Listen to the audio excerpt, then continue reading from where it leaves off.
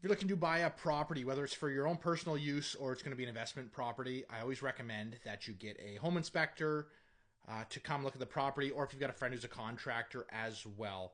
And if you ever come across any issues that seem like there's something off on it, make sure that you get those addressed and send them off to either a structural engineer or a contractor, just to make sure that you're not going to buy something that will have bigger problems that you have to deal with in the future. So here's an example in a basement. So this was an old wood beam that was starting to sag over time, and what they did is they actually put a 6x6 pressure treated post in. Now the post that they used over time, it's just natural that wood posts split. Now structurally it's probably okay. That this happens all the time. You'll see it especially on fence posts.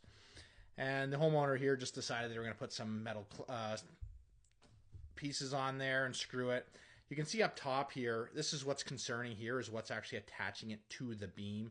That again, it's just some L brackets there. Definitely not the right thing for this issue.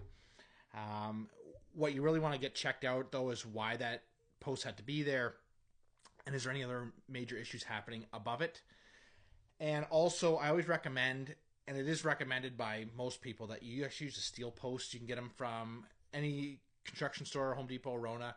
You can get telescoping posts there that we can actually jack them up, because here you're going to bang that post into place and you put those brackets. But at least with a metal post, you can actually jack it up and adjust the height and then actually lift up. You can literally lift up the building. Now, one thing you also want to make sure though is that you have enough strength on what you're putting underneath it. So in a lot of cases, you got to put a new concrete footing in, which means you got to chip up the floor, you got to dig down. For something like that, you're going to want to get that, make sure that's engineered. You want to get a permit for that and get everything checked. So just looking at this post, you might not think that there's anything major with this, but just me saying those things, it could cost you thousands, maybe even tens of thousands of dollars to fix the issue that's going on here. So if you see something like this, get it checked out and save some headache in the future.